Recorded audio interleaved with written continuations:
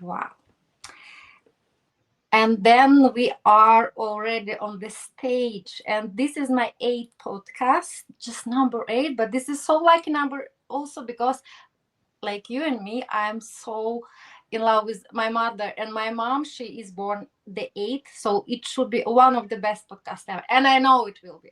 So, okay. Hello, everyone. And welcome back to another episode of Diversity is the Game Changer. And the name of our magnificent episode today. And you know what? It's already just 8 podcasts, and I have already stumbled with the problem of choosing the title. Because everything that is related to Las Vegas can never ever be just a bit attractive, just a bit emotional, just a bit glamorous, because we are talking about Las Vegas, baby, right? So, you, my magnificent audience, should help me to choose the title by giving your valuable feedback afterwards. Because, anyway, the first name of our title, I named like this. The first 2 letters in profit is PR, right, Bruce? Yes, And no. the second name, iconic Bruce and legendary Elvis, are Mama's Boys. And believe me, very soon you will get the idea why I have chosen those 2 names. So really very diverse beginning of our show, right? So welcome. I'm your host, Valeriya Hjertenæs. And today I have a truly legendary guest who has not only witnessed but shaped the global entertainment industry as we know now today. So please join me in welcoming the iconic Bruce Merrin. It is Welcome. my pleasure to say hello to you, Valeriya, from Las Vegas, Nevada, the entertainment capital of the world. And you look beautiful and glamorous. I'm honored. Thank you so much. I'm beyond the honored and a little bit more because I don't know. It was so tasty to choose all these gems. How I should present you, and it's really ocean. So it was really difficult, but I try to be brief. Bruce is not just the mastermind behind the renowned Celebrity Speakers Bureau that has been a driving force in shaping the entertainment industry for over 50 years, but the greatest champion to spot talent and bring together remarkable individuals by curating a legacy that has left an indelible mark on Hollywood.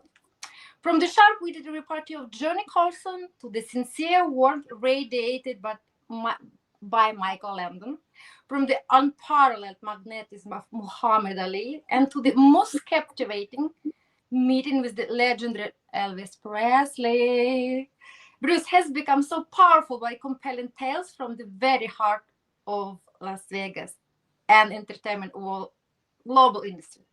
So please join me in embarking on unforgettable and really diverse show today. This will be a journey of the glitz, glamour, and untold secrets of the stars through the eyes of the man, Bruce Merrin, with his mission to bring their voices to the world. Bruce, like I said, it's unbelievable honor to have you here and welcome to the podcast. And Thank I would you. like to start. Pleasure. I have recently made my homework and probably, I don't know, you're already my relative. I know everything about you, but I'm so privileged because I couldn't discover any podcast who actually start with this topic. So I would like to address, and the first segment is named Return to Ukrainian Legacy, right? I like it. Yes. I was deeply touched to learn that your grandparents hailed from Odessa, right? A city in my beloved Ukraine with such a rich history. The story of your family must be a remarkable one. One shaped by both cultural heritage, vibrancy of the region, and the historical challenges that had defined it. I can only imagine that stories that carried your family, stories of hardship, survival, and most important, hope. I'm sure they have been passed down through the generations. So my very first question is, of course, about your family, about the impact of your grandparents and your beloved mother, and we will be talking about this subject particularly more, I know. But let's talk about your traditions and values in your family and how you, Bruce, my dear Bruce, how the story of your family and, of course, the story of little Bruce And maybe Odessa legacy continues still to resonate in your lifetime journey. Could you tell a little bit your heritage? No, I'll be happy to. And I love when you talked about your beloved Ukraine, because yes, you're absolutely right. All four of my grandparents were born and raised and lived in Odessa. And back when they were living there in Odessa, all four of the grandparents, the Russian Revolution started. This was around 1917, somewhere around there. So all four of the grandparents wanted to leave Russia. They loved Odessa, but they wanted to leave because there was a war going on and they were afraid that they wouldn't live, that they would die. So all four of the grandparents went to the United States. They landed in New York City. So my grandparents on my dad's side, they lived in Brooklyn, New York. My Okay. mom's parents lived in the Bronx, New York. And what I can tell you is I owe everything in my life to my mom. Everything that I've accomplished, everything I owe to my mom. But it all started in Odessa and with those grandparents arriving in New York City. And my mom grew up in the Bronx. My dad grew up in Brooklyn. And they have a beautiful love story. They wound up meeting each other, not in New York, but in Missouri at the very famous journalism school, University of Missouri. But Okay. again, back to my mom, I owe everything in my life to my mom. Everything that I've accomplished, God bless her. She's up there in heaven. She lived to be 98, so she had a beautiful life. Absolutely. And I'm so touched because I am also mommy's girl. And, we don't speak today about my childhood, which was also in Ukraine, but in Kherson, it's the black sea city, which is closest to Odessa. Odessa, like it's a big still international airport. So we were always traveling through Odessa, right? And Odessa, it's even not Ukraine. They always had its special country inside country, and it was Odessa Mama. We always called even Odessa. It's like a mama. Everybody loves because she's really like a mom. She took Yes. care of everybody. So it's very interesting in metaphoric ways as well. But yes, I would like to particularly underline how much you credit your beloved mother for the incredible opportunities and success you could experience throughout your career. And like I said, I was doing my homework properly, so I was unimaginably happy to discover that your mom, your biggest Yes, role model. and Right? Valeria, I thought I have a beautiful story to share with you and your audience because, yes, I'm a mama's boy, and my mom from the very beginning was always there. But here's a story that you'll love. When I was in high school, my mom had suggested with my talent, she said, Bruce, I think you would love the UCLA Film School. It's a legendary film school in the United States. So I went to the UCLA Film School, Yeah. and then the big story is then when I graduated the film school, she said, Bruce, I think you would be great if you got a job at MGM Studios. That's the most famous movie studio in the world.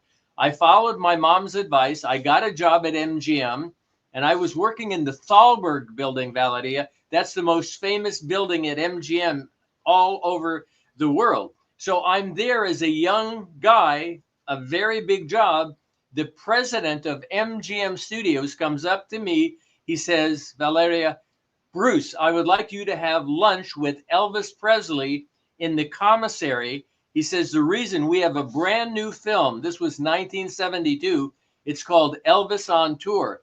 He Sure, says, yeah. Bruce, I want you to meet Elvis and I want you to handle the publicity with Elvis on this brand new movie. So I went into the commissary, I met Elvis. And by the way, he's the most handsome man that I've ever met. I mean, he just was so handsome. So when I sat down, Valerio, I said, Elvis, we are really going to get along. We are both mama's boys. And of course, Elvis Exactly. loved it. Yeah, Elvis loved that because he was known all of his life as a mama's boy. So, yes, I did want to share that story. You know, there's many things I can tell you about my mom, but I met Elvis Presley and my whole career started. He was the very first client in the entertainment industry I ever had. It was thanks to my mom. So I had to share that story with you, Valeriya. Absolutely, it's adorable. That's why I started our episode by giving a choice to our audience, right? PR from or profit from PR. It's also your quote and Elvis Presley and you, Mama's Boys, and now you have already, of course, uncovered this story because it was on my actually next questions because Yeah. um, like Bruce, your career is nothing short of legendary. And yesterday I made a little bit more research, right? And like you said, yes, the first two letters in profit is PR, tremendously cool. But when you can add the first PR client is the King Elvis Presley himself, then I wrote yesterday that actually the first letters can be anything in the world. Latin, Sanskrit, hieroglyphs, it doesn't matter. But if it's Elvis Presley, oh my God. But I'm so happy also you could um, of course made encounter with him and you were working and you are two both mama boys, right? Yes. And you said in a lot of interview after about especially his kind soul and empathy and humility, what kind of person he was, right? Yeah, Elvis So I was believe also very generous. Yeah, Elvis was kind, generous, polite. He's really one of the most amazing people that I've ever met in my life. And besides all that, what an incredible entertainer. You know, I did the PR for him right here in Las Vegas. He's legendary for performing at the International Hotel here in Las Vegas. And I probably went to over 500 of his concerts. So, anyway, he was an incredible entertainer. funny enough, it's actually uh, exactly 2 years ago, uh, exactly this period of time, uh, you know, um, I've I've been and entertained myself on the Elvis stage because now it's Westgate Resort, right? And because I was participated in Mrs. World, and Yes. I represented Norway because I'm Mrs. Norway World. And it Yes. was so funny because we used to live in this hotel and two very visit parties. It was in his rooftop penthouse, right? And it was so amazing, especially for me because we were also entertaining and had the pre-lime and final on this huge stage where it was his stage 8 years probably. And I remember it well. And yes, it's now the Westgate. You're yes, and absolutely can you right. imagine that my room, my changing room backstage, it was Elvis' room. Yes, that's I have so amazing. many pictures I where, love that. yes, it was his pictures and Barbara Streisand. And I was like, oh my God, I'm staying here. And this is my changing room. Maybe that helped me also to win the prize because I became Mrs. World Congeniality. And it was very funny story because I was always helping somebody. It was 70 participants. And it's like 5 hours show, right? And we had a lot of changing of our clothes, and we were in bikini. And afterwards, it should be like traditional costume, and everybody was engaged to change the costume. And I made myself my costume. It was very plain, but like Miss Sri Lanka and Thailand and everybody, they Uh-huh. had huge costumes, and I was back them and helping. And at this very time, they were like voting who is actually Mrs. World Congeniality, and I had no idea that it was me. And it's happened all everything very rapidly because it's show online time. It's very expensive, right? And they're like, Norway, where is Norway on stage now. I was like, what's happening? And I'm still in my bikini and I'm just jumping in this bikini backward. Uh-huh. Didn't understand, and I didn't know that actually was me to get the award. I was running. I was like, because everybody believed why I'm still in my bikini, but because I was helped, it was funny story. Oh, But okay, that's we can wonderful. share it. But I mean, like, life is magic, right? That I am talking to you, and you could meet this great. I don't know. He's the greatest of all, and now I was also there. It's amazing, yes. Oh, it's a But okay, great let's talk story. Yeah. about you. Of course, about you because I can see it like Chinese machine, but I did it. Okay, you have been working with the most of iconic people, right? And we already mentioned Elvis Presley and other people in the beginning. But could you please also share a little bit about the idea how actually you started with speaking bureau, because you have already had PR agency, right? And I know your mom, she was helping a lot. But could you share the story how actually you came to this amazing idea to start your I'll be happy to tell you. After MGM, I was working at MGM with Elvis, but my mom, who again, means the world to me, my mom called me and asked me if I would join her PR firm. And my mom's public relations firm was at a very famous movie studio. And at the time, my mom was one of only 2 women that had a PR firm in the movie industry. So for the 3 years, I learned PR with my mom. So that leads up, how did I start my Celebrity Speakers Bureau? Here's what happened. One day at our movie studio where my mom and I had our office, my mom heard that Michael Landon was doing a movie scene at our studio. So because everybody knew me, I was able to get on the sound stage where he was filming his scene.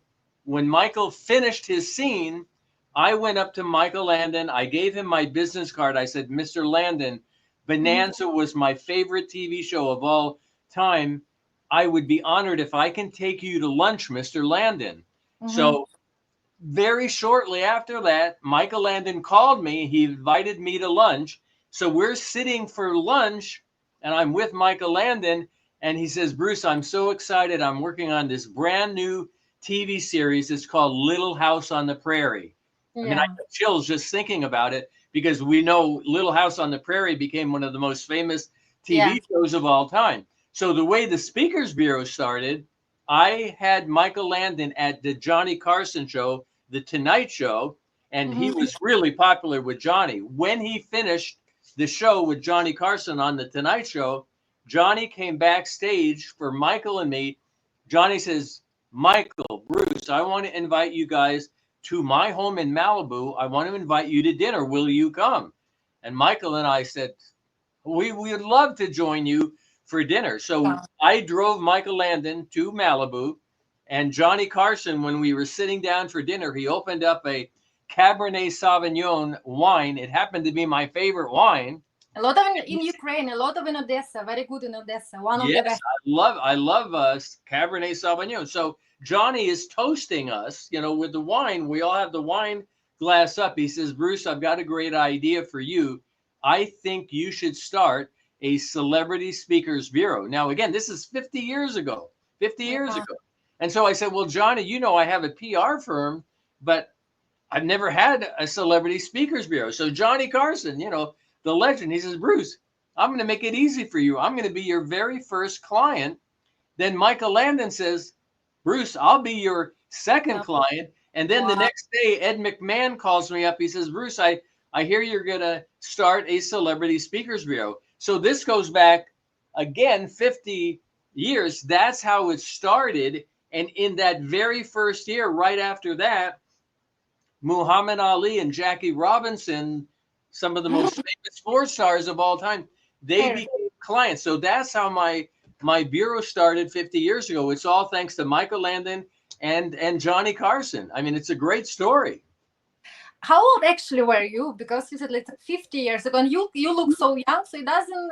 It's something you can't count. Probably you can't count, but not count. No, you're very so young. I appreciate that you say I look great. I'm trying to figure out. I was probably at that time maybe 23 or 24. I was a young man just starting the new business. Now, I never would have started the business if it wasn't for my mom, because for 3 years, I learned the entire business from my mom.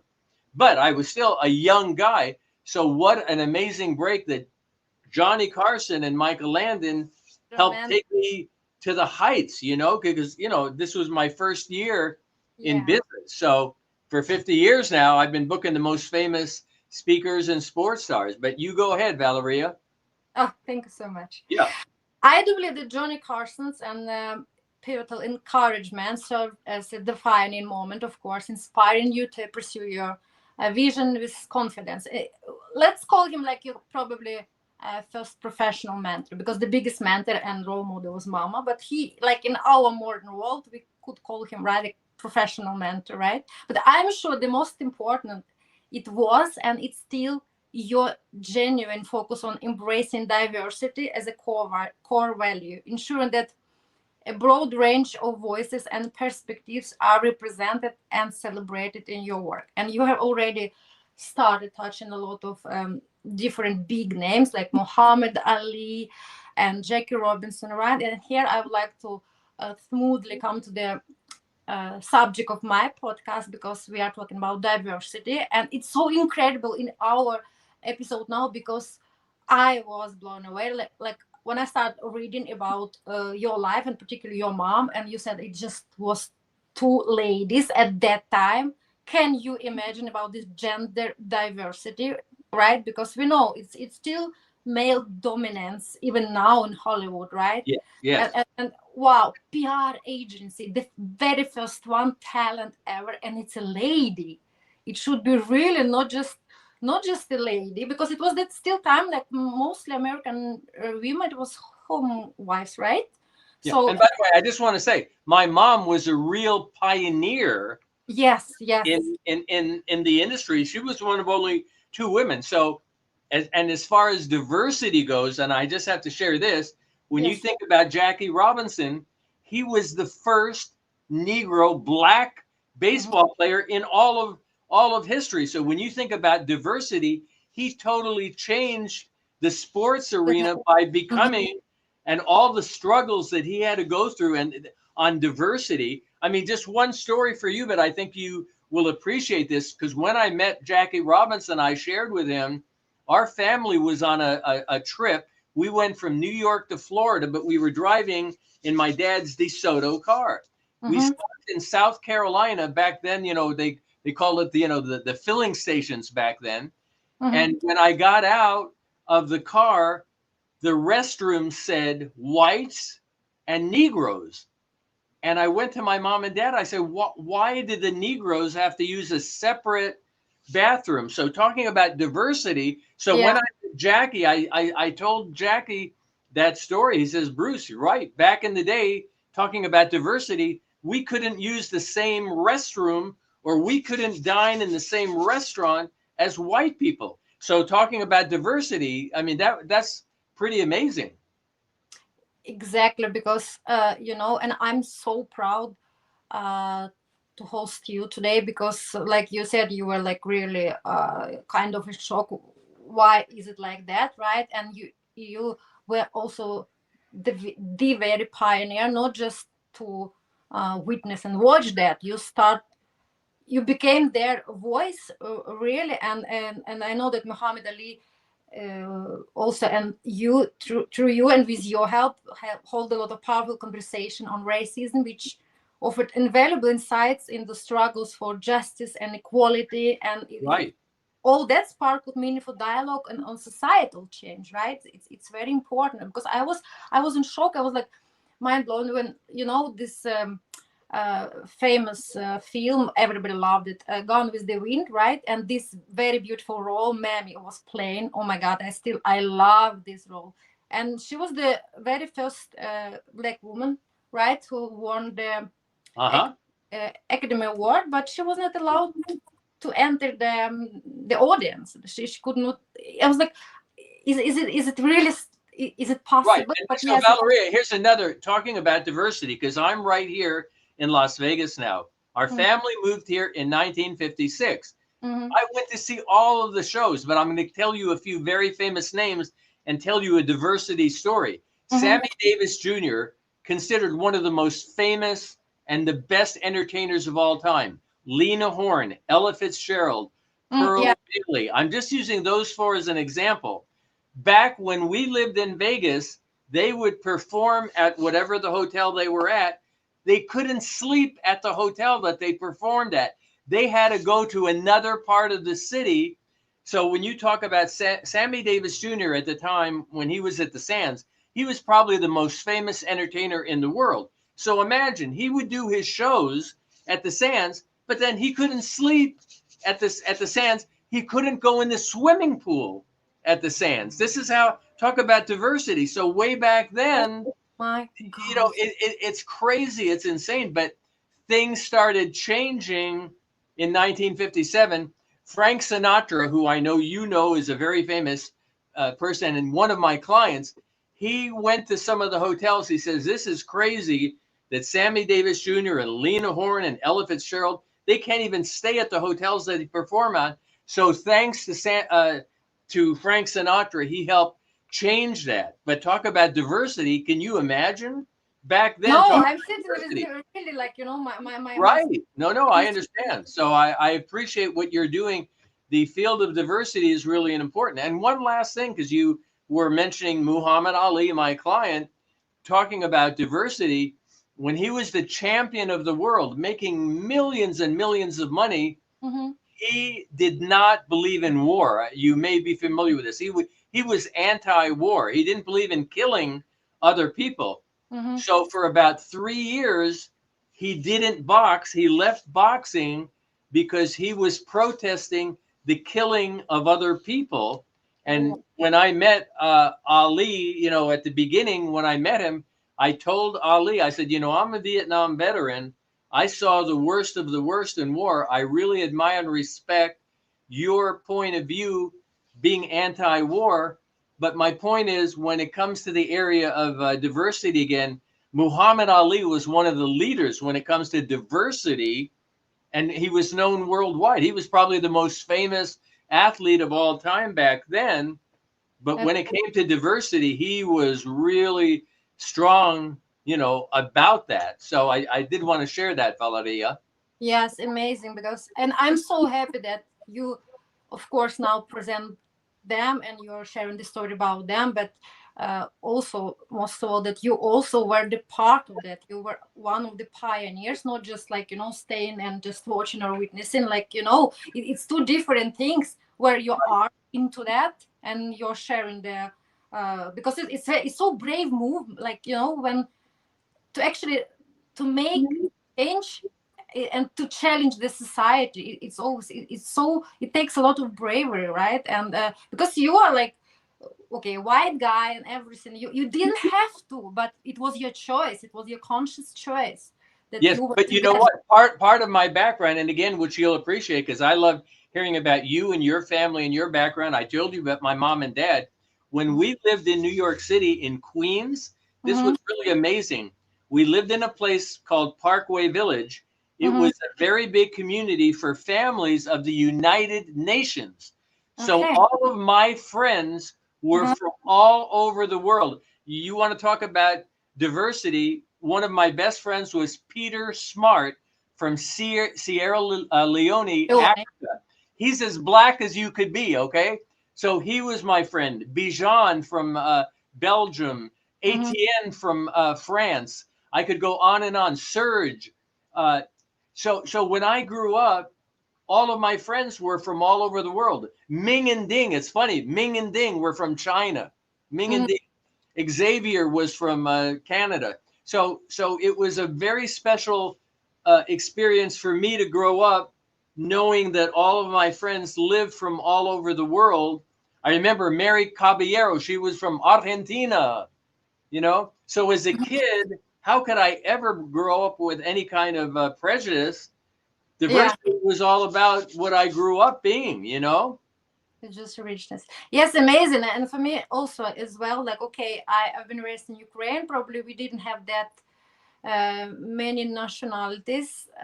Okay, from ex-republics. But when I moved to Kiev and I started working in hospitality and hotel business, then of course I could meet a lot of people. And for me, it was always opposite. I was attracted to, I was so open always, and I believe it was magnificent that we are so different, so many different cultures and perspectives and languages. I speak now, I master 6 languages. I love languages and culture and and I believe like Very proud of you. it's That's great. really a rainbow of thoughts, of minds, diversity. It's like biodiversity. Look at biodiversity. It's not just it must be for the healthy ecosystem, but because it's biodiversity, we live in the world now and we still, okay, we need more and more to do for protecting this biodiversity. But then it's, for me, it's ironic why we really embrace biodiversity. We love botanical gardens, we love different animals, safari, right? We love really all Oh these no, you're right. And here's another area of about diversity. people. Yeah, yeah. For me and my life, I think you're aware. I've had the privilege. I booked every past president of the United States, starting with President Ronald Reagan, and then Gerald Ford and Jimmy Carter, on and on. But with President Reagan, the first time that I met him, when he was done being the president of the U.S., he was an example. He really believed in diversity. A lot of the things that he did in the United States Mhm, was really for diversity, you know? So he was mhm. somebody that I admired and respect. So working with all the past presidents, I think it's great because the United States, it's such a diverse nation, Yeah, as it's you very. know.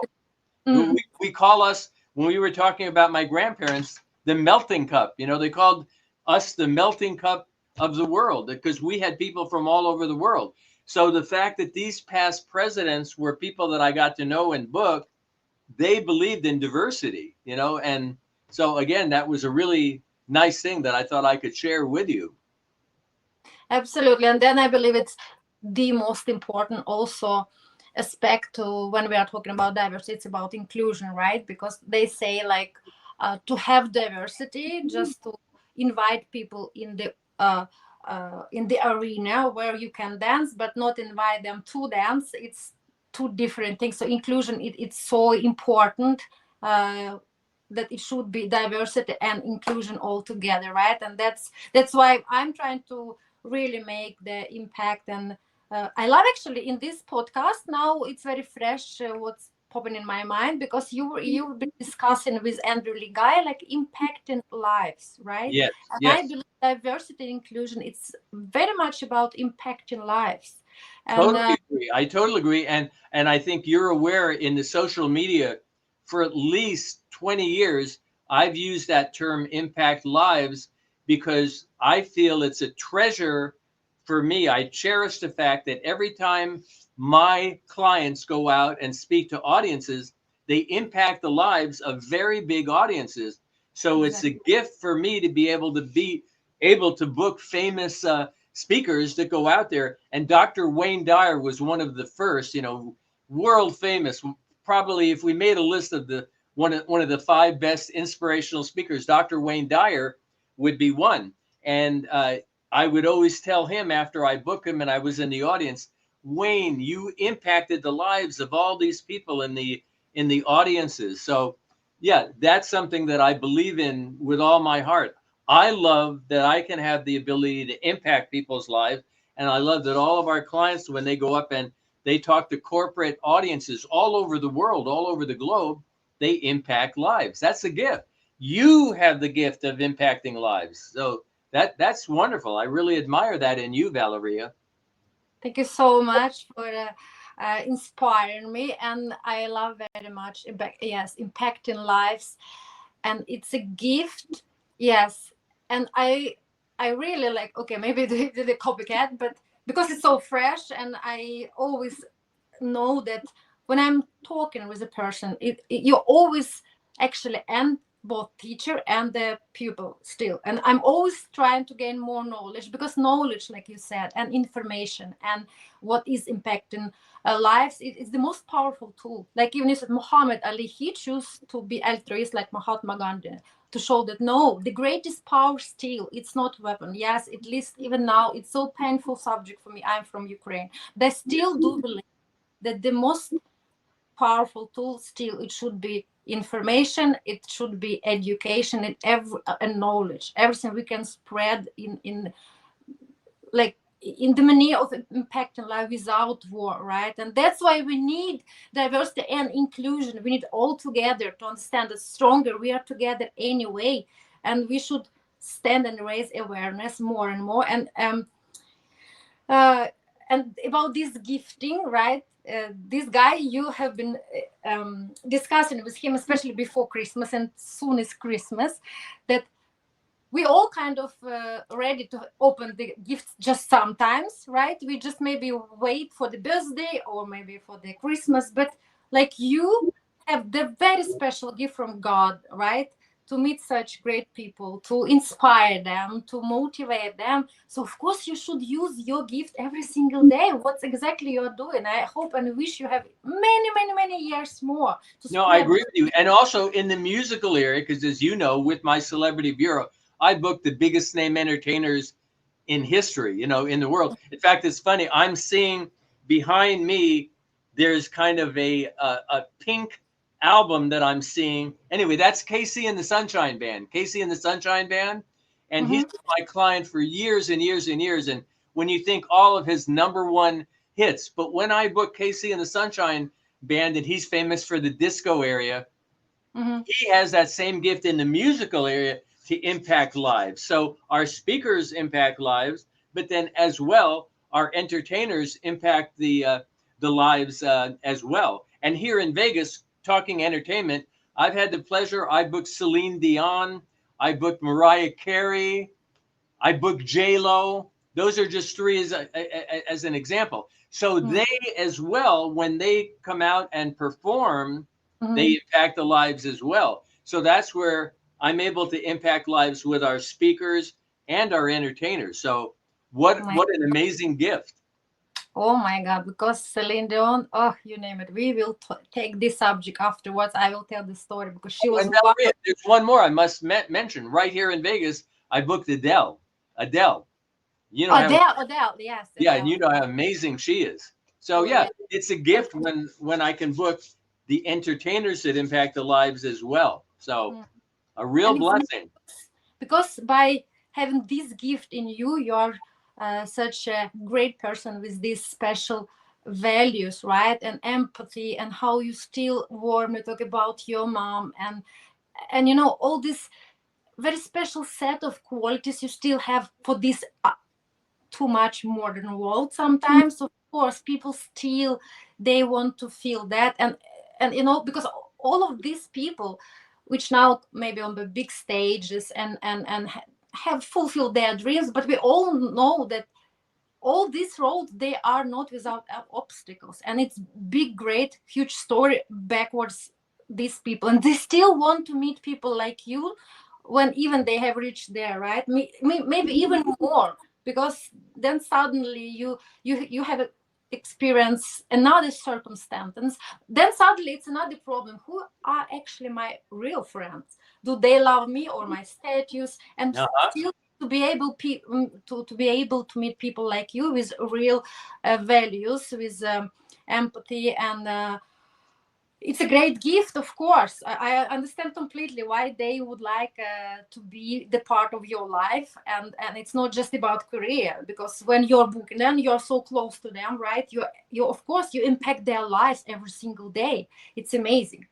uh, Now I want to talk about very special subject and a very special type of diversity, which is now emerging type of diversity, just starting people maybe to think that it's not taboo, it's not a shameless, it's not um, something awkward and or weird to talk about. And I would like to talk about neurodiversity or neurological diversity, because it was not before at all. It was just narrative and very bad vocabulary. It's like people with diagnosis, people with disabilities, autistic people, down syndrome people. It's all kind of prejudice and all kind of stigmatization that people are broken, not whole, and people we should stay away from. Why I'm talking about that? Because I'm neurodivergent myself. I have OCD, and you know, before I was also carrying this label many years that I'm not good enough,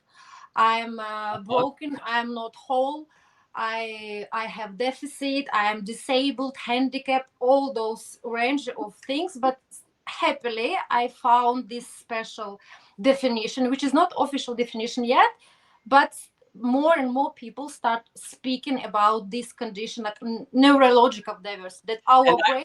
Valeria, I admire that about you, and I think it's so great. But here's a perfect story for you, because sometimes we're talking about diversity and entertainment and people that might have handicaps. Imagine this. I've worked for so many years with Stevie Wonder, one of the most famous entertainers in the history. Now, when we think about Stevie Wonder, he's blind. All right, Yes. he can't see.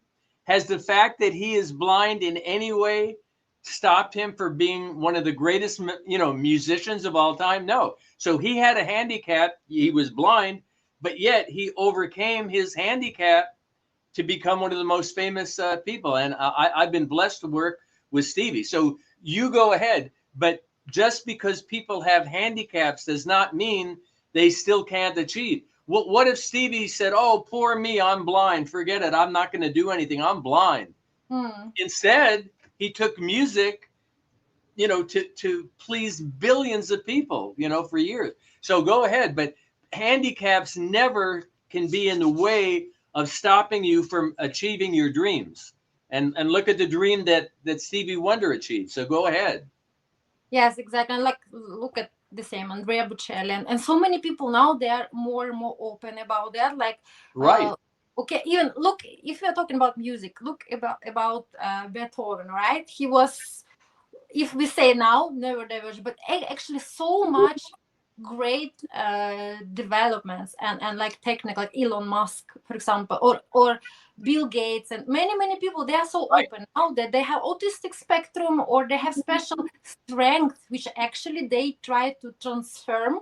Yes, because of not ignorance of them, but acknowledging that they have it, but how I can transform it to make to the great power, right? Because people, maybe they have lack of something, but maybe it's not a lack, maybe another talent or strength even more powerful. That's why I try to inspire people like me, like maybe I don't know, with a lot of different, I even don't want to call it disabilities, I call it abilities, different abilities, Right. I know. right? I like that. And another example that I've been pleasure to work with is Steve Jobs, Apple. Just think what he did with Apple. Now, if Exactly. everybody thinks achieving your dream, when you think about what Steve Apple achieved, it's wonderful how he achieved his dream. Yet the struggles that Steve Jobs went through, when all that he had to do to create Apple, he had all kind of failures before finally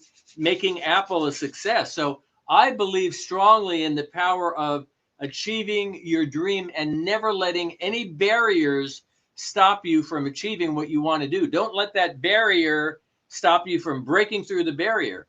So I love what you have done with your life, and I really admire and respect that. Thank you so ever so much. And my dream was also, because I felt kind of, even from my childhood, I was different, but I didn't understand why, and I didn't understand in some points, like, why I probably was given another type of rule book. In some circumstance, I was not bad or good, but I just process information differently. But my goals and aspiration also was quite kind of different, even from very young age, because I was just 15 years ago, and I knew, okay, one day I don't have now the financial opportunity and everything, but I will come back to my city, Kherson, Ukraine, because I passed by every single day orphanage for kids actually with neurodivergence. Wonderful. Yes, and Wonderful. I wanted to come back and to adopt kids from this very special institution. Yes. And I was Beautiful. just 15 years old, but I kind of also could appeal similarity. I don't know what's happened, but when I was talking with my friends, they look at me always awkward. I was like this awkward girl, and but now I believe, like, every single medal has double sides, and I made my dream. Even like I have some challenges with my health, but I came back, and I have done that, and I have beautiful princes now, and one of them also has neurodivergence. But for me, they're the most beautiful gifts in the world from God, right? And I believe, why, if we need that biodiversity, if we love that we are different here, right, and different here, why we cannot accept that? Of course, our brains are also wired differently. It's normal. But no, Right. we still need to raise awareness that neurotypical people, it's not the same that they are good enough, but we never divergent, we are not good enough, right? We need to just start speaking more and more, we're just different. It's not disability, like I said, right? It's not disorder. It's disorder, different Right. order. It will be my TED talk, actually. No, You I know? admire that. I admire that very much. I will invite when I know the stage, because now I was nominated for so many stages, because you should be nominated by somebody. So when I can the confirmation, so I will be very very honest to invite you. I hope I to think it's stay there wonderful. speaking, because my subject will be from OCD to PhD. You know, PhD. I'm even taking doctor. Yeah, thesis, because I have two master degree, and they told Uh, me that I would never ever be a good student. Yes, So look at what you've achieved. I'm very, very proud. So what's your next question? Go ahead. What's your next question? yes. So we have been speaking about neurodiversity, and it was the probably most high topic for me. But now, actually, you have that great experience, and for our listeners, because you've been a pioneer, right, for decades. But every journey has its challenges, like I've said, and I already mentioned mine. Could you please share with us some obstacles and challenges you have faced? Because I'm sure all life, yes, all people have them, right? So, and maybe if you could say that, how did embracing diversity could help you navigate these challenges, overcome them? Just openly, you Yeah, can. no. That's a good question. Again, I've had my company for 50 years, but there was one particular year that was in 1990. It's a while back, but in 1990, that was the worst business that I've ever had, and it was not my fault. What happened was I had three really big clients, Okay. monster big clients that were paying really big money. In that very same year, all three of those clients went through bankruptcies. I don't know how it is in Norway or what you call it, but here in the United States, if you're going through a bad time, you file for bankruptcy. Well, I Yeah. had three big paying clients, and it was like a tidal wave of terrible luck. All of them did a Chapter 7 bankruptcy. That means they closed the doors. These big Oh. companies. So not only did I lose a huge amount of money on the public relations side, Mhm. but our company also does advertising, and one of the companies left us with being responsible for over $1 million in advertising. Oh, wow. They didn't pay the advertising that they were supposed to pay, and Hmm. then it was stuck on our company. So anyway, that was the most difficult time that I've ever dealt with, and I sort of felt like I was out in the middle of the water paddling, and these big waves coming over me. But I decided, and again, this is a very long time ago, but I decided that I was not going to allow the misfortune of these three events to affect my business and my life. So I actually, in the next couple of years, really worked hard, and I overcame all the struggles, and we wound up in the end making more money than we had ever made in our lives. But it was a very big obstacle. So I had two choices then. I either could have said, poor little me, oh, what am I going to do? I Mhm. give up. I give up. But I never believed in those words of giving up. So instead, we have an expression in the United States. I put my foot on the accelerator. So I put my foot on the accelerator like a Okay. race car. You put your foot on the accelerator, and instead of letting that crisis crush me, the crisis didn't crush me. It wound up making me stronger. So Hmm. that's the first thing that I thought about, because when you're living your life, it doesn't always just go up, up, up, up, up. It's a roller coaster. Our lives emotionally, it's like a roller coaster. In business, it's a roller coaster. So you have to be able to deal with those dips and still struggle and get out of it. So Hmm. anyway, I definitely overcame that, and I was very proud of myself because I never felt that I was the type of person that would give up. So that's what came to my mind.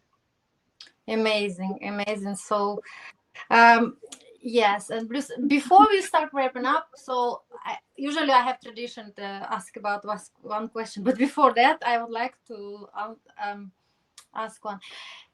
Do you have any specific story or some small details you could share about I'm still there about Elvis Presley that no?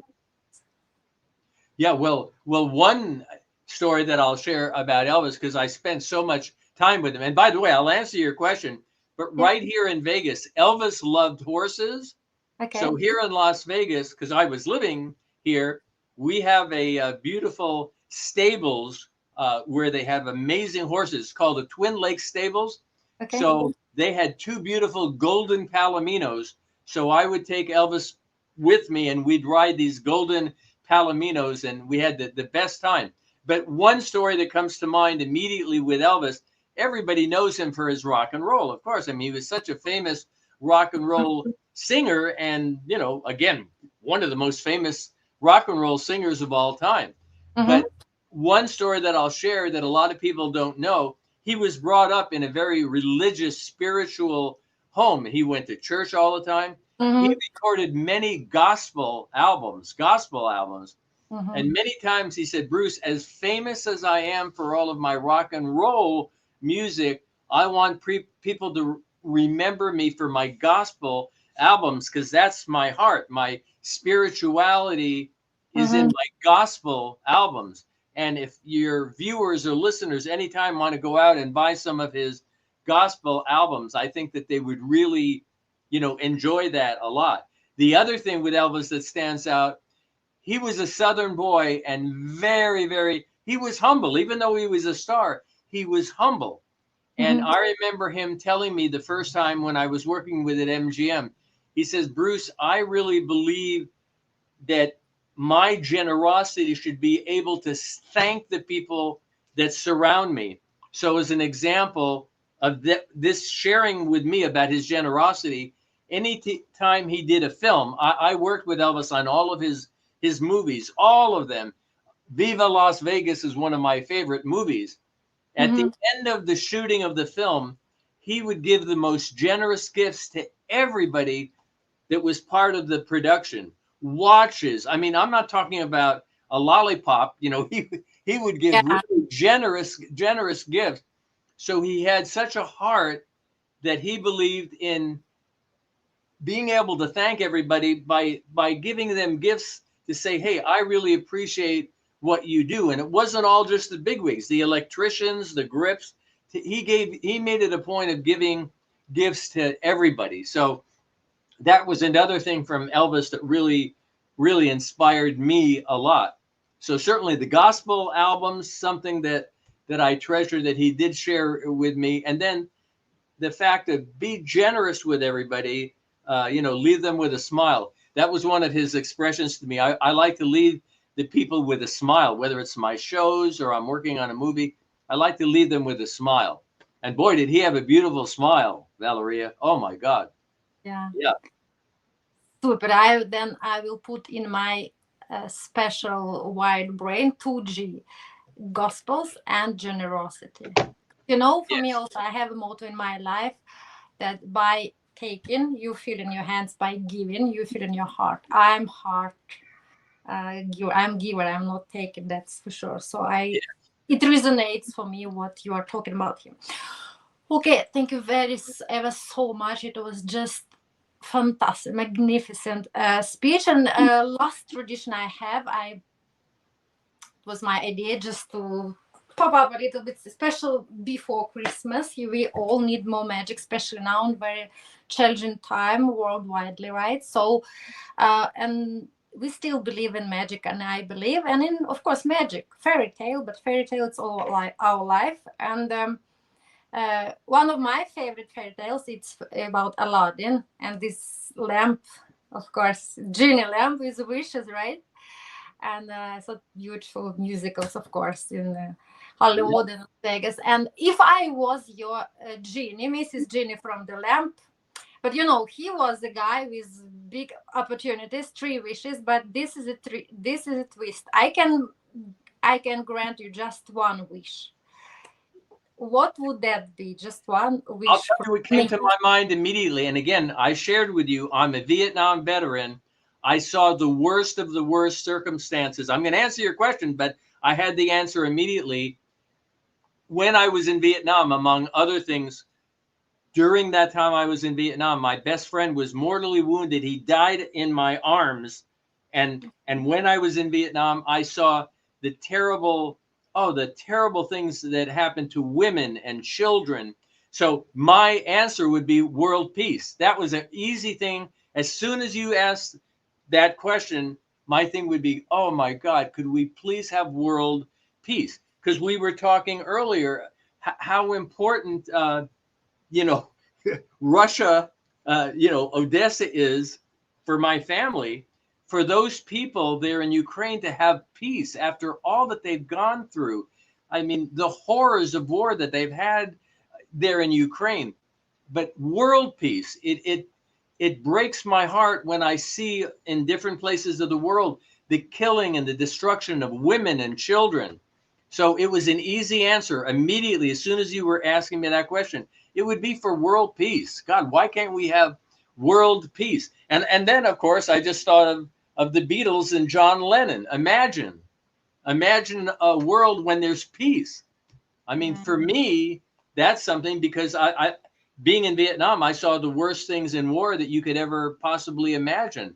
And nobody should have to experience what I saw and went through in Vietnam. I think you may be aware 56,000 people in Vietnam died. My friends, 56,000 people there died. What a shame. So to have world peace, that absolutely would be my wish. Yes. Let's pray together and join our efforts in praying and just imagining with the praying and do everything. Yes, thank you so much. It was so Yes.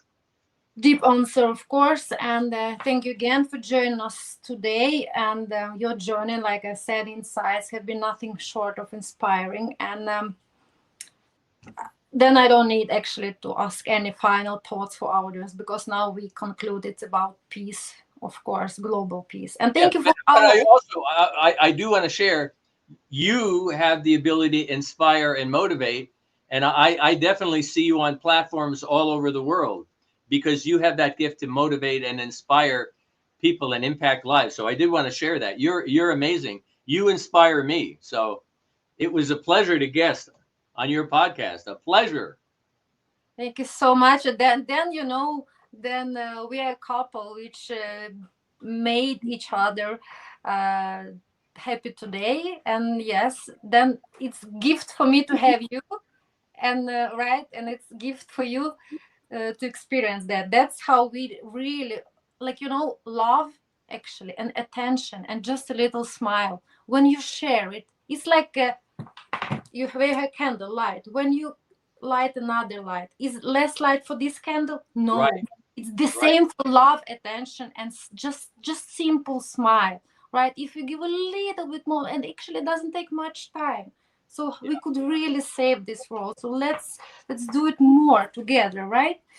And I think that our audience, I would like to thank them so much. I hope they will be enjoying this episode, epic episode. I was looking so much forward. And of course, thank you so much for staying with us in Diversity is the Game Changer. And please, all who can hear us, remember, in a world united by kindness, empathy, and inclusion, where every individual feels valued and empowered to contribute, collective embrace of diversity would not only lead to greater understanding, but also to the celebration of our unique differences, transforming them into power. Thank you for staying with us. And until next time, and me and Bruce, we still have something to discuss. It was an honor and privilege. Thank you so much.